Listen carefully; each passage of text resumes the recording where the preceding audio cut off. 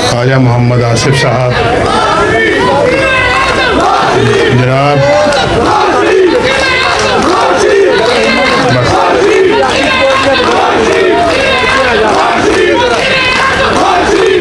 जनाब प्रोफेसर साजिद मीर साहब,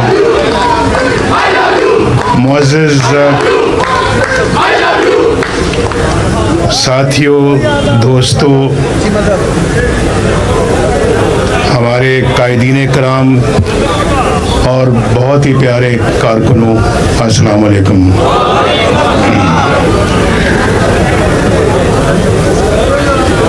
इस घर से माशाअल्लाह बड़ी खूबसूरत यादें वाबस्ता हैं और जैसे कि ख्वाजा मोहम्मद आसिफ साहब ने आपको बताया कि ये कितनी पुरानी हमारी एसोसिएशन है। इनके मोहतरम वालिद गिरामी, अल्लाह ताला उनको जन्नत नसीब करे, एक बहुत अच्छे इंसान थे और मेरा ताल्लुक़ उनसे बहुत ही उम्दा और मजबूत ताल्लुक़ था। मुझसे बहुत प्यार करते थे और मैं उनका बड़ा एहतराम करता था।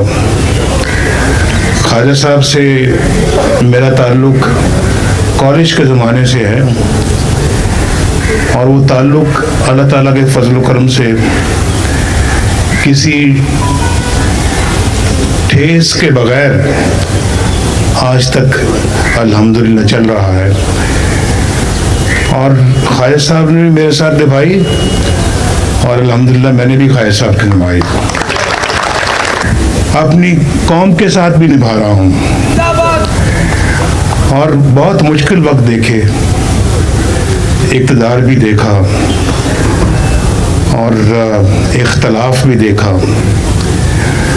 इक़्तिदार में भी रहे, हस्ब इख्तलाफ में भी रहे और दोनों बराबर बराबर चलते रहे। अगर आप मेरी वज़ारत उज़्मा के साल गिने और उसके मुकाबले में अगर आप मेरी जेलों के और मुल्क बदरी के और मुकदमात के वो साल गिने तो शायद मेरी मुल्क बदरी और मेरे जेलों में और मुकदमे भुगतने की मुद्दत ज़्यादा लंबी है, लेकिन हिम्मत मैंने नहीं आ रही। ना 1993 में हारी, ना 1999 में हारी, ना 2017 में हारी और 2017 से आज तक मुसलसल जो मेरे खिलाफ या हमारी पार्टी के खिलाफ जो सिलसिला चलता रहा है सजाओं का, वो कुछ ही देर पहले खत्म हुआ है और बिला वजह। या तो वो ना कोई वजह हो तो फिर तो ठीक है, बिला वजह वो मुझे भी समझ नहीं आती कि वजह क्या है।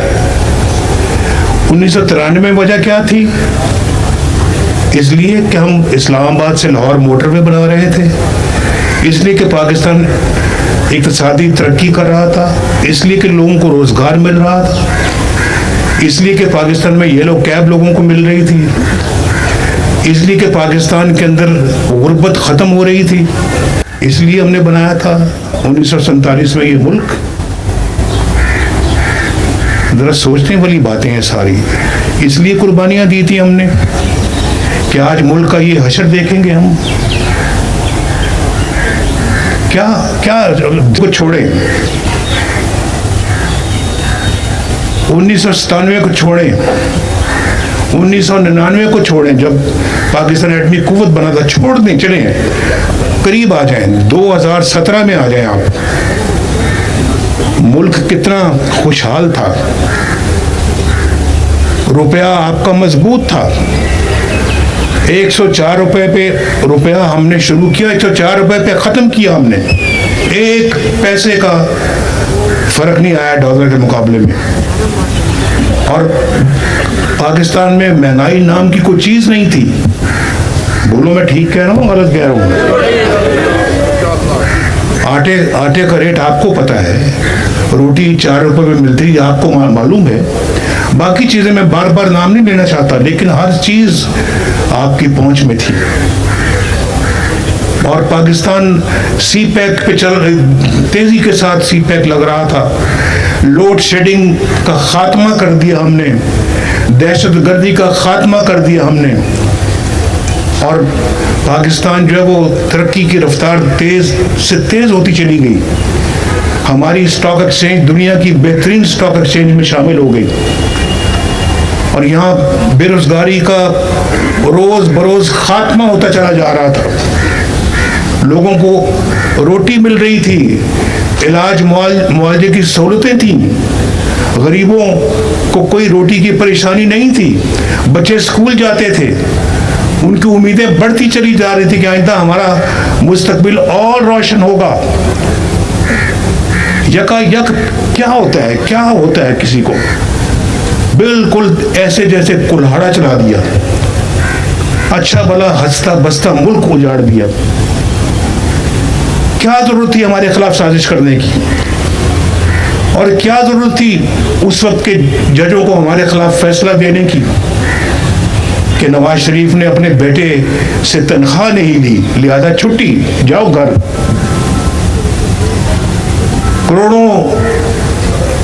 करोड़ों इंसानों के नुमाइंदे को, वजीर आजम को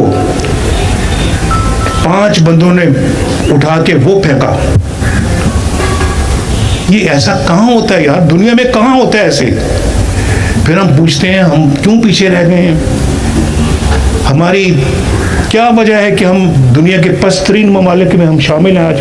कोई भी आप ग्राफ उठा के देख लें, किसी लिहाज से, किसी भी लिहाज से, तरक्की के लिहाज से, खुशहाली के लिहाज से, कानून के लिहाज से, और फिर क्राइम रेट के लिहाज से, और भी बहुत सारी बातों के लिहाज से आप देखें, हम फहरिस्त में सबसे नीचे पाकिस्तान का नाम आता है। ये इतना खूबसूरत मुल्क है कि हम इसको अपना जन्नत बना सकते थे, जन्नत। इतना यहाँ लोगों के अंदर एक माशाअल्लाह हुनर है कि मैं बयान नहीं कर सकता। अब ये शहर देख लें आप, ये शहर सियालकोट, जिससे मुझे बेपनाह मोहब्बत है, इस शहर के अंदर इतना पोटेंशियल है तरक्की का कि ये अल्लाह के फजल करम से दुनिया के एक बेहतरीन तरक्की याफ्ता शहर बन सकता है। अपने पाकिस्तान मुल्क को ये बहुत तरक्की याफ्ता बना सकता है। इतना ही हमारे अंदर पोटेंशियल है, लेकिन हमने कभी कुल्हाड़ा चलाते वक्त इन चीज़ों को नहीं देखा कि कौन क्या कर रहा है। और उसके बाद हमें तो आप निकालते हो, बगैर किसी वजह के निकालते हो, आंखें बंद कर देते हो हमें निकालते वक्त। लाते किसको लाए नवाज शरीफ की जगह पर? आरटीएस को क्यों इलेक्शनों में हेरा फेरी क्यों की? हमारे डब्बों से वोट निकाल के किसी और के डब्बे में क्यों डाले? और ऐसे बंदे को ले आते हैं जिसको सवाए गाली के और कुछ करना ही नहीं आता, जब भी बोलता है तो गालियां देता है। अब मैं क्या किसी की बात करूं, मुझे बहुत यानी कि मैं समझता हूं कि हमारे मुआशरे को, कल्चर को तबाह बर्बाद किया। हमारी कौम तो ऐसी नहीं थी,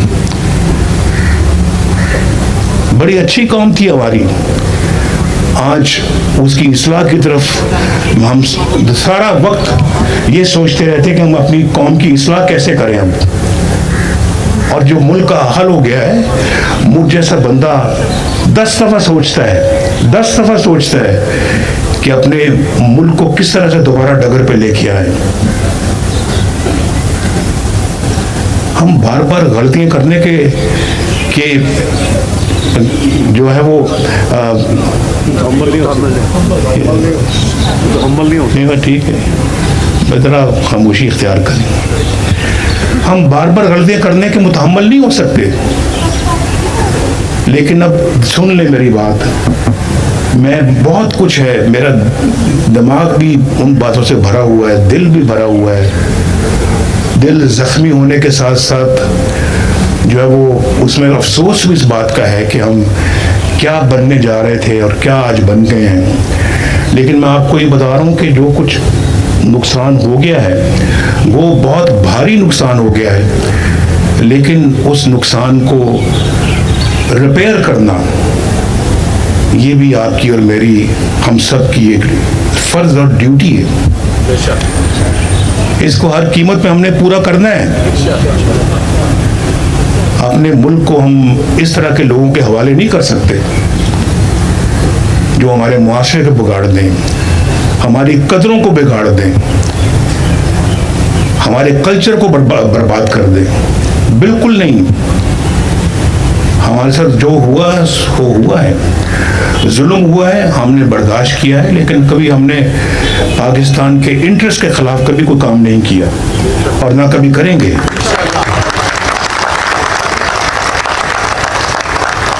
ये बड़ा कीमती मुल्क है भाई, कीमती हमने बर्बाद तो किया लेकिन बड़ा कीमती मुल्क था ये, हमारा बड़ा कीमती मुल्क है।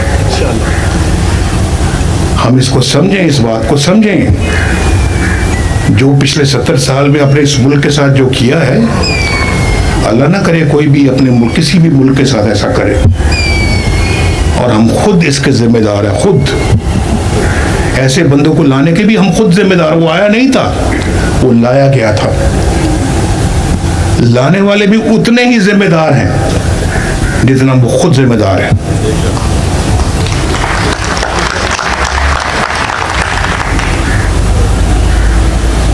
तो मैं ये समझता हूँ कि एक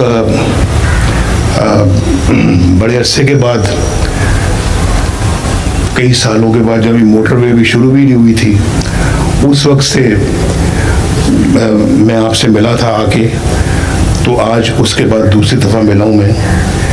और मैंने मोटरवे की बात यहाँ बैठ के की थी और देख लो मोटरवे बन गई अल्लाह के फजल पर।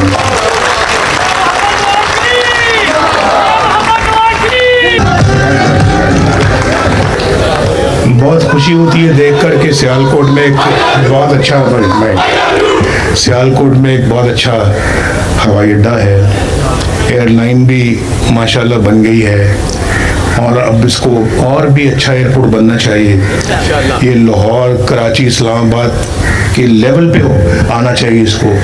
उसी स्टैंडर्ड का यहाँ पे एयरपोर्ट भी हो, फैसिलिटीज भी हों और एयरलाइन भी यहाँ पे, दुनिया भर की एयरलाइनें यहाँ पे आएँ। और आज अगर $2.5 बिलियन की एक्सपोर्ट करता है सियालकोट, तो मेरी तो ख्वाहिश, दुआ है कि $250 बिलियन की एक्सपोर्ट करनी चाहिए सिर्फ सियालकोट को। और सियालकोट में वो पोटेंशियल मौजूद है। तो इंशाअल्लाह अस्तर नौ तामीर करेंगे पाकिस्तान की। लेकिन आपने गलती फिर नहीं करनी दोबारा। अगर कोई गलती करेगा तो पकड़ना भी आपने उसको। इंशाल्लाह कह रहे हैं ना। थैंक यू जी, बहुत शुक्रिया आपका जी। इंशाल्लाह अभी मुझे बड़ी उम्मीद है कि फिर इलेक्शनों के अंदर आपसे मुलाकात होगी। इलेक्शन कैंपेन में मैं इंशाल्लाह फिर सियालकोट आऊँगा। अल्लाह हाफ़िज़।